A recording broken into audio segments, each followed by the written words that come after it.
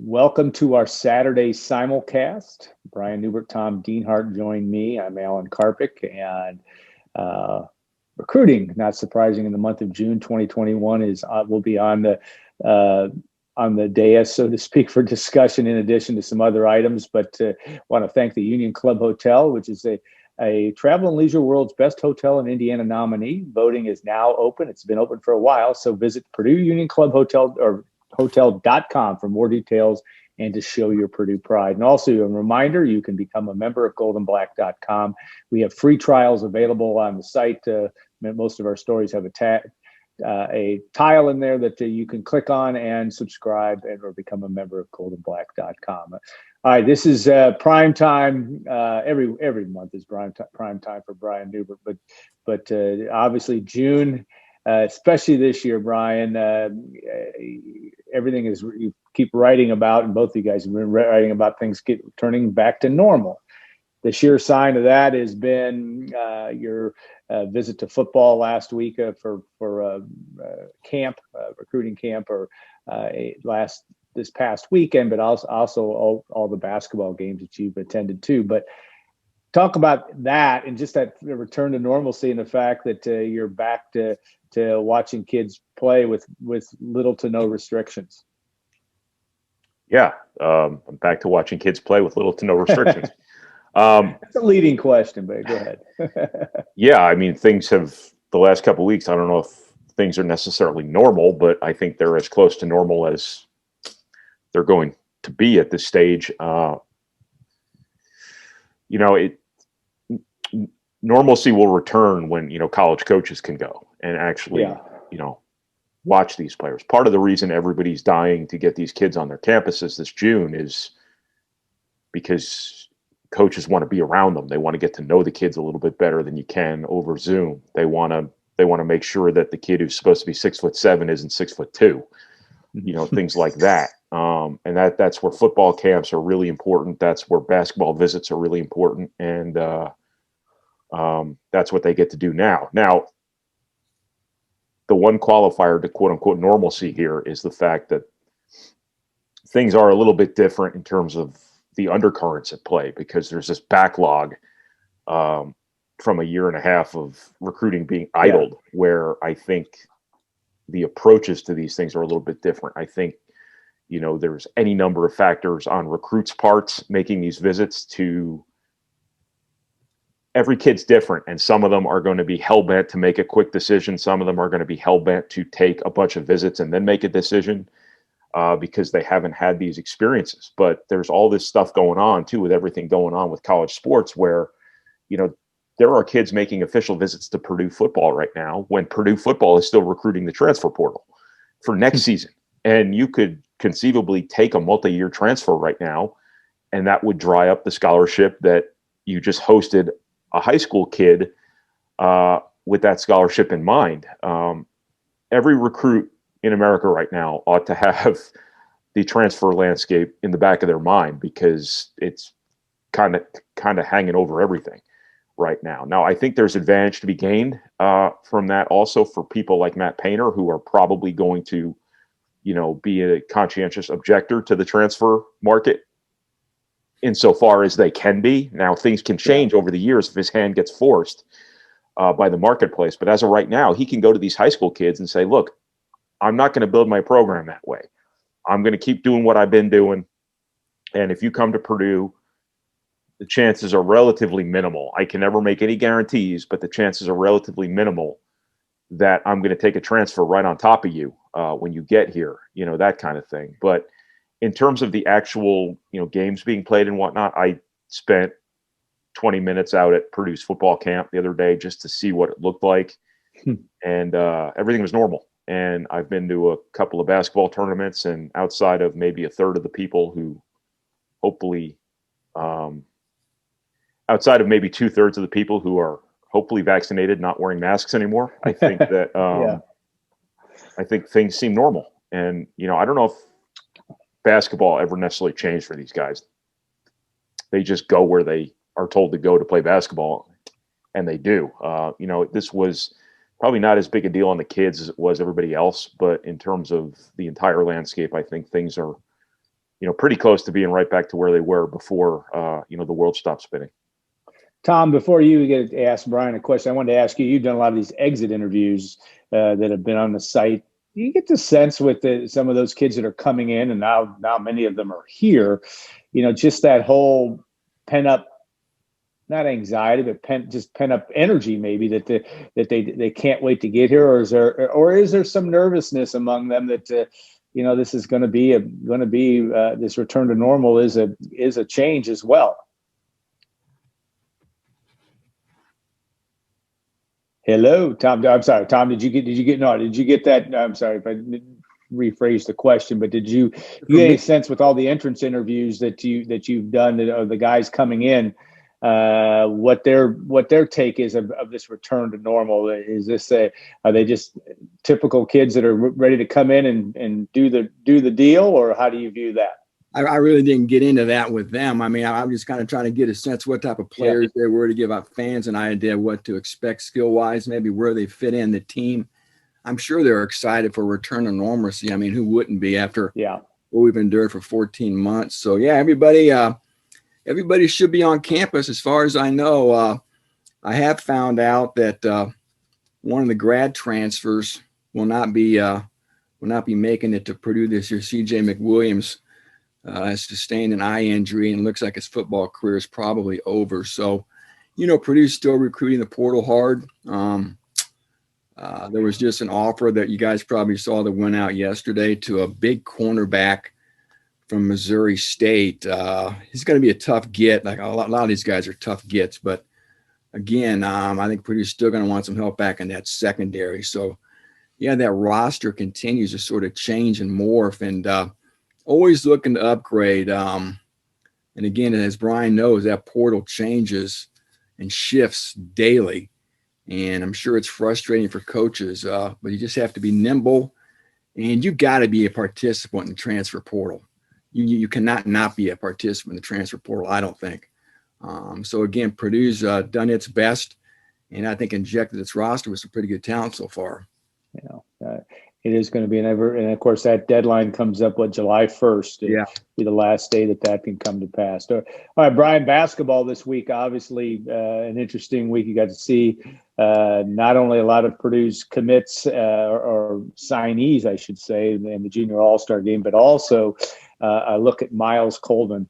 Let's start with Coleman in terms of what you saw from him.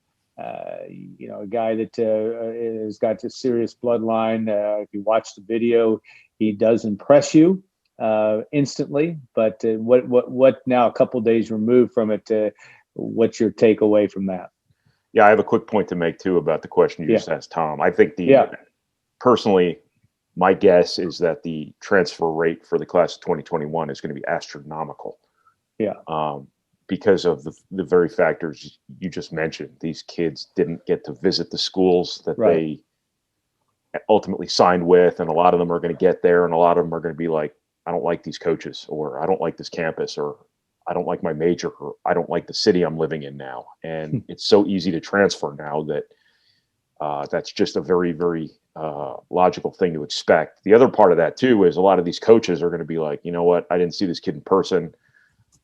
He's not as good as we thought he was. We're gonna, kind of move this one up the pike here, and I think that's going to happen a lot. And I think the class of 2021 is almost going to have a bit of a reset here, where there's just going to be a reset button that's going to get hit, and a considerable chunk of this class is going to get thrown right back on the market, either by their own doing or someone else's. And that's where this is all kind of a mess, is because all this stuff is happening at once.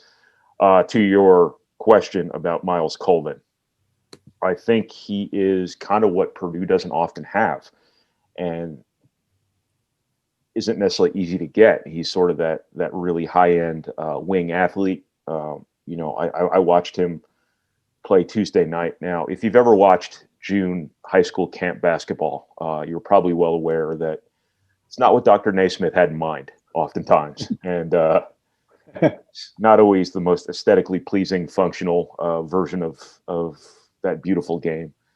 But when I watched him play the other day, he's in a role that I don't know if it's necessarily his role moving forward. He turned the ball over a few times. He took probably more threes than he's going to take, long term, because he's the best guy on his team, because he's the alpha, because he's the primary ball handler, he's the primary scorer, all of that stuff. When he gets to college, I think he settles, into a role on the wing where he's kind of a wing finisher. He's a wing defender. He's a guy who looks to me like he's going to be able to make enough shots to be credible on the wing. And you just don't get many opportunities to get really, really high-end athleticism. And I think that Purdue, the last couple of years with Carson Edwards and Jaden Ivey, not that this hasn't been something Purdue's always recruited, but it just doesn't always work out because Painter has, put such a premium on offensive skill, IQ, and finding those things in an athletic package. Oftentimes it's one or the other. I think Coleman can give you both of those things long term, and I think his natural connections to Purdue make this sort of a golden opportunity for Purdue to get a player who's got a lot of promise, got a lot of potential. He can be, based on just what I saw on that one night on Tuesday night, he can be really good. And he's the sort of guy who I think the people who do rankings fall in love with, because you see him jump, you see him explode off the dribble, things like that. And he just oozes potential. And he's going to be 6'6", 200 pounds probably one day. And just a guy with his height, his length, his athleticism, his bloodlines, and that shouldn't be discounted here. Because as I've always said, the offspring of pros tend to find a way to be pretty good. Just a no-brainer, if you ask me. So yeah, I think he's a really, really high ceiling sort of guy, and kind of I don't want to say a rare opportunity for Purdue, but one that doesn't come along every year. Yeah. Yeah, the Coleman family is going to become the first family of Purdue athletics. Yeah. Maybe Allen can speak to this at some point, but have we ever had a father and a daughter and a son all be scholarship Boilermaker athletes? Something to think about, but incredible. Well, I can't think of any. I'm off the top of my head. We all know Rosie's a good guy, and it's fun to see that family have success. Brian, you had some good stuff on the site earlier this week when you went to see the junior all-stars play the senior all-stars. Great analysis of the Purdue prospects. You got to see a raft of them, obviously, that speak to the level of talent Purdue is going to bring in these next couple of years. One thing caught my eye I'd love to hear you talk about a little bit is Trey Kaufman Wren, and I guess the transformation of his body really is something that caught you. I mean, you couple that skill with a guy who's going to fill out physically, and it sounds like you have the makings of a special player. Yeah, he has become a real physical force too. And, he was, the appeal for him as a recruit was both his inside and outside potential alike. And he's a guy who can really play on the perimeter, really play facing the basket, can shoot the ball, can drive really well, but he's become a physical force. And, I think what everybody saw Wednesday night was a little bit circumstantial in the sense that the junior all-star team was small, prohibitively small. Jalen Washington didn't play. Tay Davis from Indianapolis didn't play. So they were a little bit small. So Trey Kaufman Wren, I'm sorry, that's going to take some time to get used to. It is. Took some time, or he was getting guarded by guards, and it would have been the opposite of pragmatism for him to, be playing on the perimeter when 160-pound Fletcher Loyer, God love him, is trying to guard, 220 pounds, 6'9", Trey Kaufman Wren. It wouldn't have made any sense for him to play the way, he's been recruited to play. Now, when they played Team Kentucky this week, Kentucky's got a little bit more size. That might jibe a little bit better with him being able to generate the sorts of matchups that really show off what he can do outside of the post. But in that junior game, it was simply a matter of, if you're getting guarded by somebody you have a decided physical advantage against, you need to go down low. But he has really shown what he can do physically. He has really impressed me the last two times I've seen him play as a rebounder. I think his physicality is showing up. His tenacity is showing up. I think he's really becoming a competitor. And I'm not saying he wasn't before, but I think you see that competitive streak in him going to a whole other level. He did say during the season that he had an ankle injury coming into his senior year that he never really let heal because he was so eager to, Play. coming out of the pandemic to compete and whatnot. And now he's kind of healthy. So it's obviously a positive thing. So I think this is a player who's trending upward. I think Caleb Furst is a player who's trending upward, as good as he's always been. And I think Purdue has a pretty unbelievable front court combination coming in next year, or this week, I should say. Yeah, this week is right. And obviously, Saturday night tonight, you will have a report on the Indiana-Kentucky All-Star game as well. You also talked about, and you watch these games closely. That's what was the value of your reporting and your analysis. Two guys that are a little more on the periphery. Braden Smith, who's obviously a 2022 commit, and then of course Brian Waddell too. You had a chance to see both those guys play, and interesting just your comments on Waddell. Only played about 11 minutes in this game, but guys that you found things that you like in both those guys. You've been finding things with Smith certainly and Waddell, but tell us about that and how they blended into and how you think they'll blend in long term to this program. Yeah, I will tell you this. I think Braden Smith is really. I don't want to say I'm really warming up to him, but the last few times I've seen him play, he's been really good. And every time I've seen him play where they've played somebody good or he's been needed to turn up his competitive level or however you describe it, he's been really good. He's a gamer. And, I think he's probably more of a program type of role sort of guy right away, expecting him to come in and be Aaron Kraft or Chris Paul or Cassius Winston or something like that probably is a little bit much, as it would be for 99.9% of the players coming into the college level. But I think I've always compared him to like a PJ Thompson, where if he can come in and be a great decision maker and play hard and play with tenacity and make open shots, I think he's a good team guy. He's a winning sort of player. And I think that's what Matt Painter saw in him. He's one of those guys who, probably speaks to enough of what Matt Painter values where he just couldn't say no to that sort of value. And, last week he played, I wasn't there, but the night I was watching Miles Colvin play, Braden Smith was at the Pacers Athletic Center in the same event that I was covering, just at a different location. And he went against Leland Walker, who's a potential high major recruit from North Central. Might end up at Providence, one of the best players in the state, one of the most talented kids by far in the state, if not the most talented kid in the state in that class, other than Jalen Washington. And he got 36 against him. And then watching that junior game the other night, he really impacted that game. He was 1 of 4 from the floor for the game, only scored 2 points, but getting loose balls, assists, what he was able to do as a facilitator and just an offensive spark. He was the reason the juniors were down 1. And he was a big part of the reason the juniors were down 1 at half in a game they had no business winning. He really affected that game, and that's what Purdue's looking at from him when he gets to Purdue. Brian Waddell, it's hard to judge him. He's not playing a leading role on that all-star team. But I think context really matters with Brian Waddell. I think that, he's at his floor right now.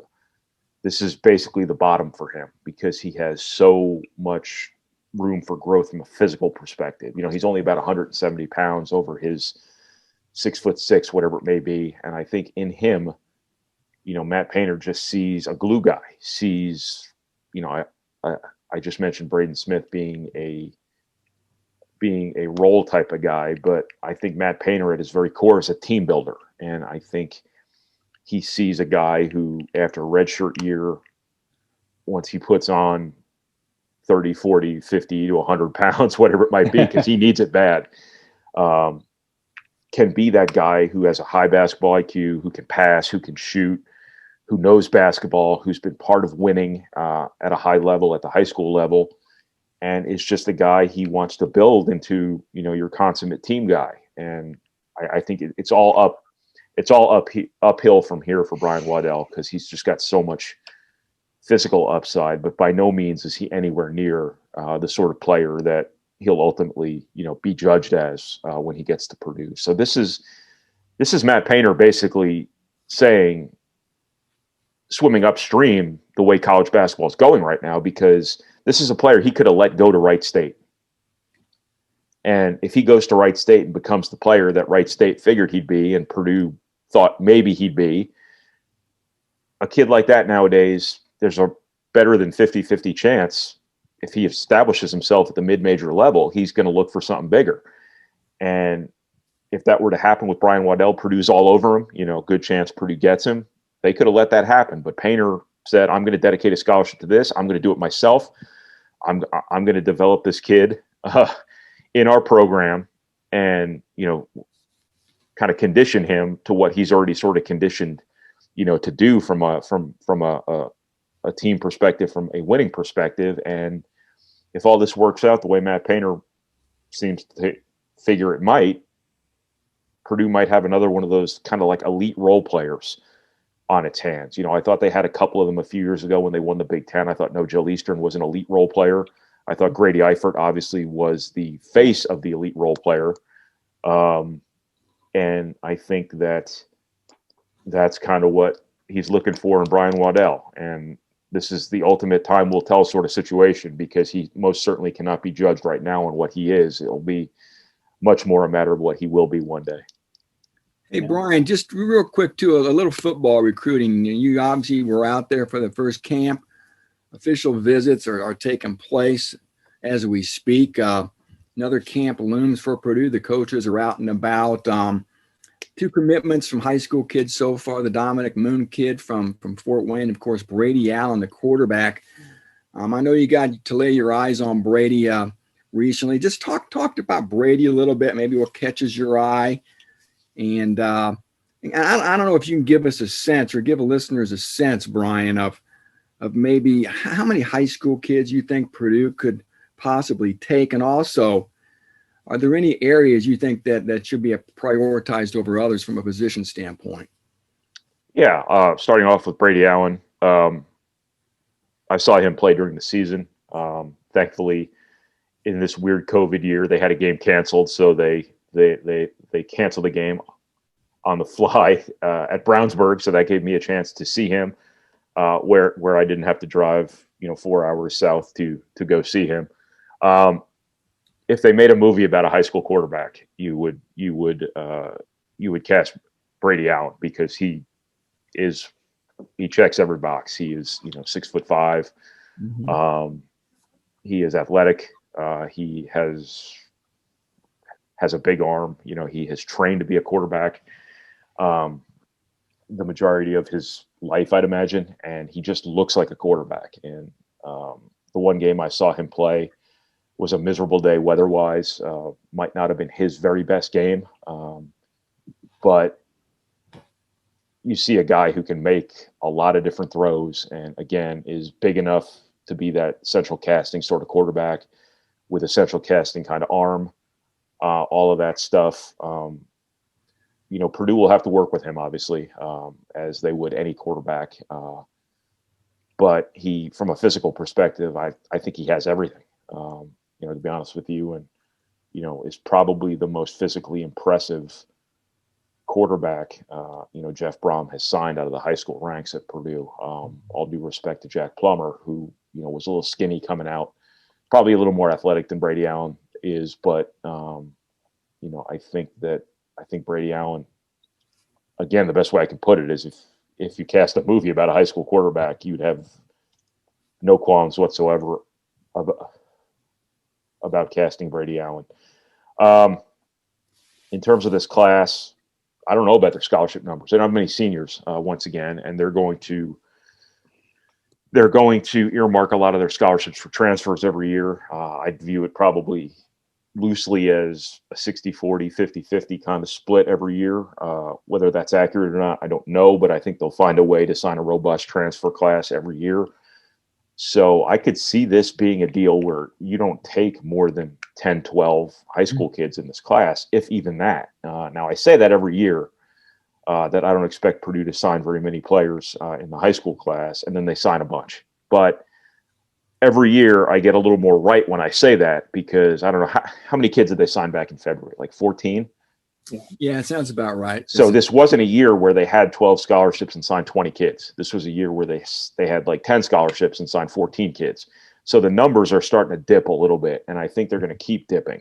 Are you ever going to get to that point where you're signing 7, 8, 9, 10 high school kids? Probably not. That just doesn't seem realistic to me anyway. But every day, realistic goes out the window even more, because everything has changed so profoundly with all of this. But I could see this being like a 12, 13, 14 kid class again in the high school ranks, and then you sign 6 or 7 transfers, if not even more than that. How you get to those numbers when you've only got a handful of seniors, that's the sort of scholarship voodoo that's going to happen every year that, the coaches have a pretty good idea of, and we don't necessarily know until it happens. What positions they need, I think the need from the high school class is going the way of sort of the T-Rex, like, we just talked about.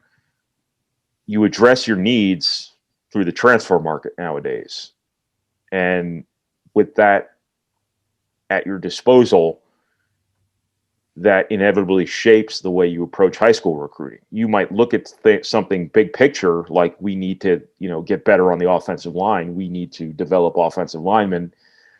And you might over-recruit that to a certain extent. But I think the high school class now is more a little bit of just take the best players you can get, take a little bit of everything, and then whatever you need now, you go get off other people's rosters.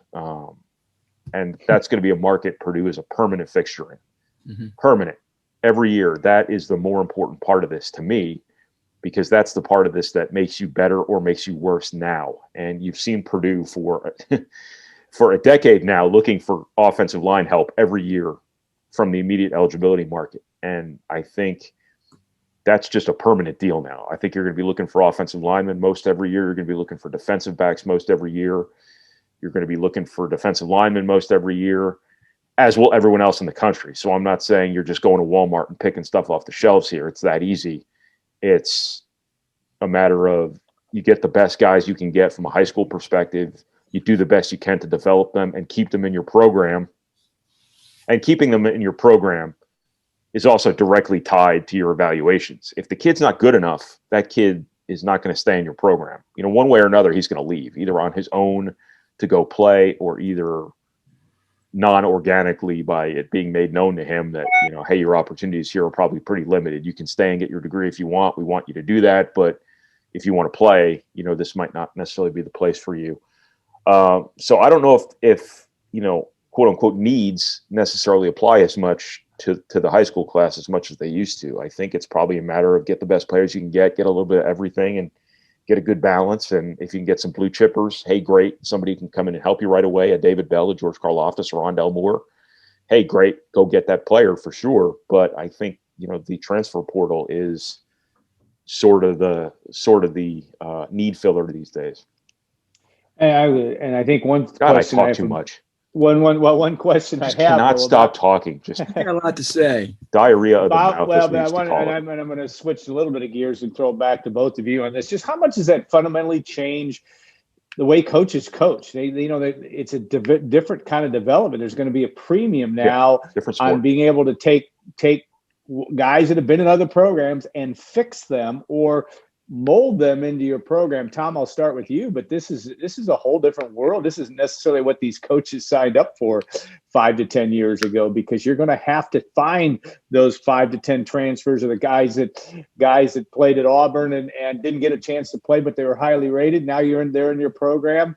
It's going to take a different skill set, I think, from a coaching standpoint. Do you buy that, Tom? And I'll go to you, Brian. I think the staff has a pretty good idea of the skill set of the guys you're bringing in. That's why they're bringing them in.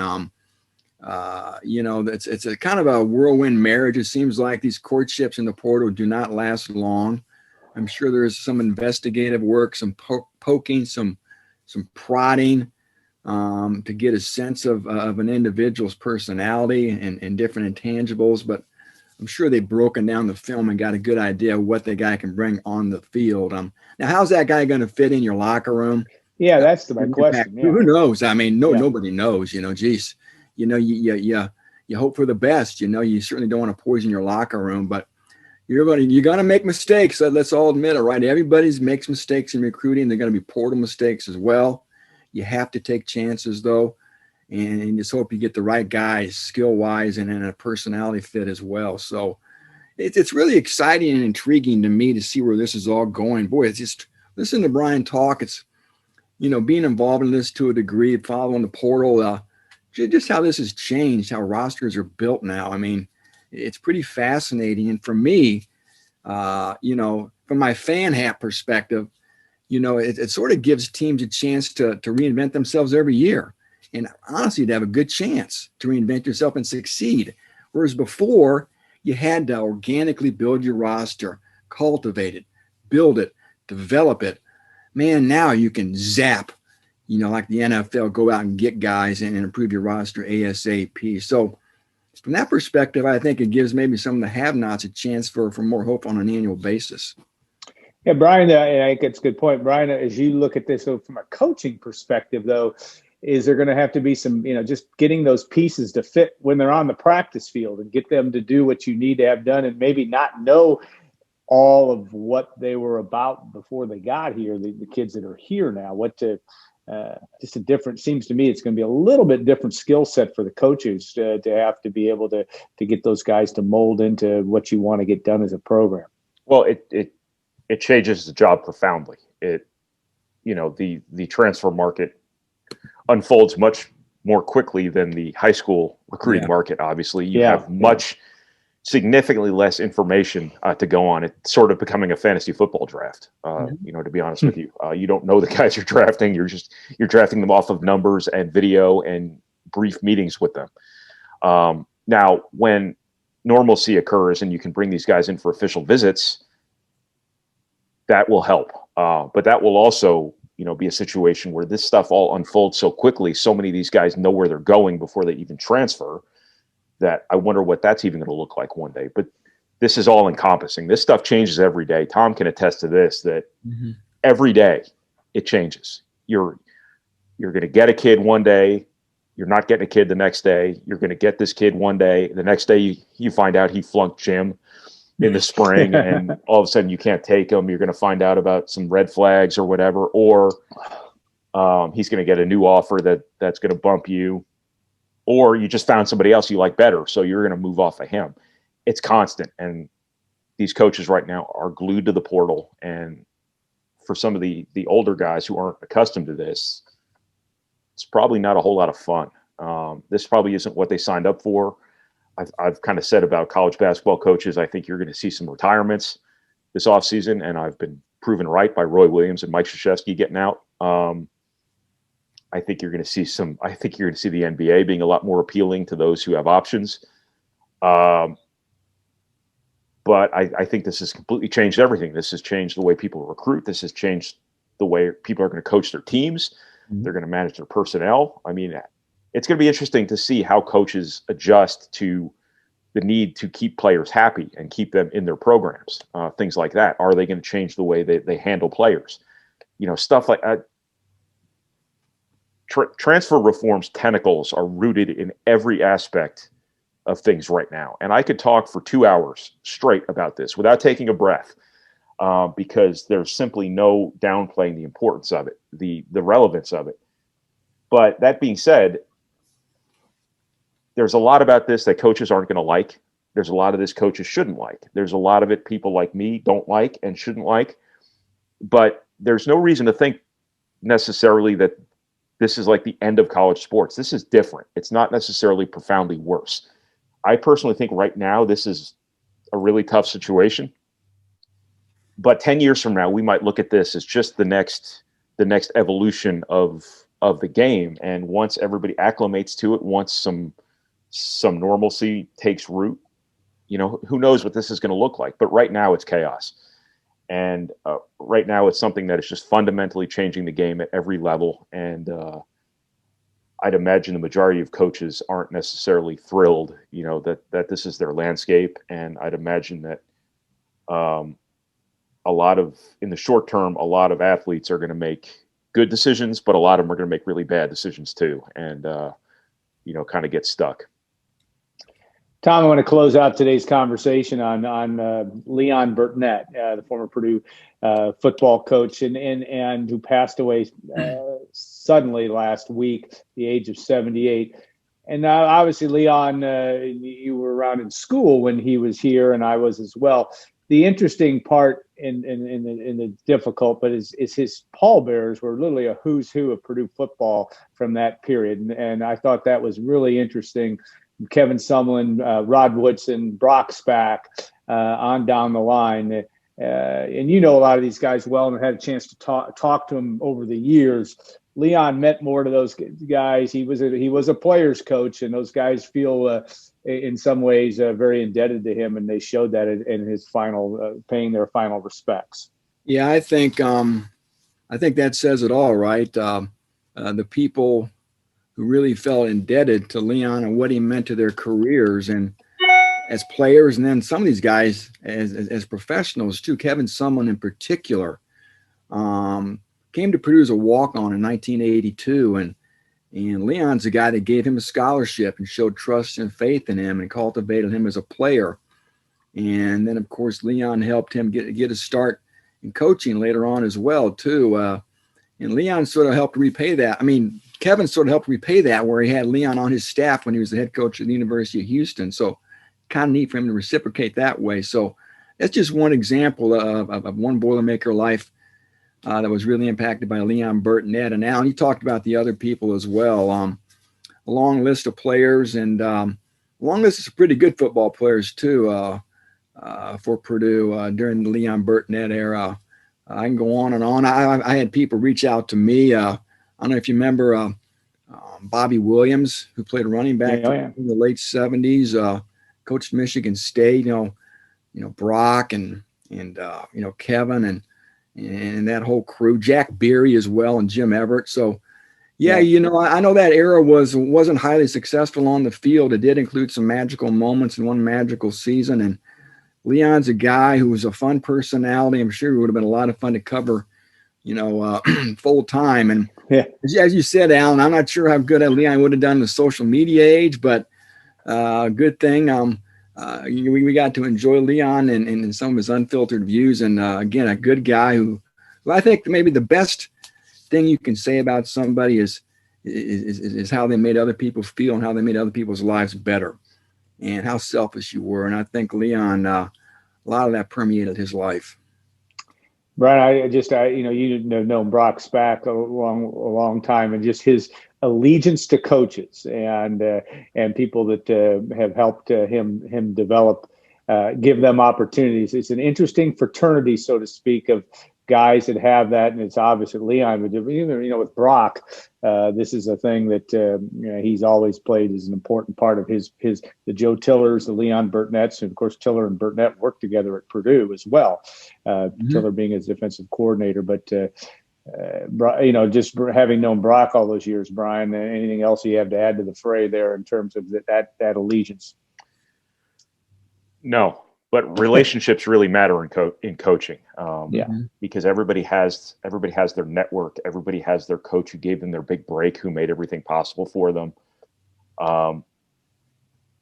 And coaches tend to really value those. I've talked to many coaches over the years, and I've heard many origin stories, and they all start with the guy that gave them their first break and the guy who hired them when nobody else necessarily was interested in them, or the coach who opened a certain door for them to make their career possible. And that's just kind of how kind of the coaching business is. And I know coaches always talk with great reverence about those people. And I don't necessarily know if Leon Burtnett was that person for Brock, but it sounds like he was for Kevin Sumlin. And obviously Kevin went on to have some success in coaching, and I'm sure he values that very much. And I think Joe Tiller valued his relationship with Leon quite a bit, and obviously, if he played any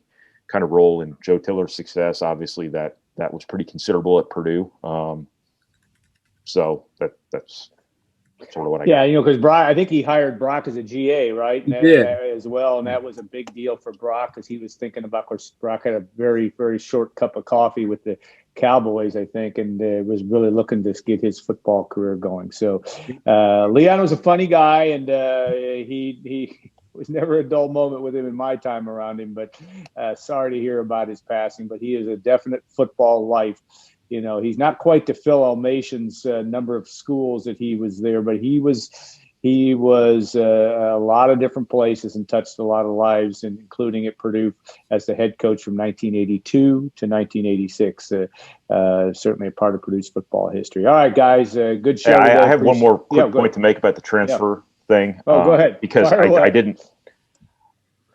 didn't talk enough about it before, but one of the small points I meant to make was that this changes the way coaches get judged too. I mean, if you come into a new job now, I think the 4 and 5 year window, thing, I think the quote unquote honeymoon, isn't necessarily as pronounced as it used to be, because you can go out and recruit a new team every year.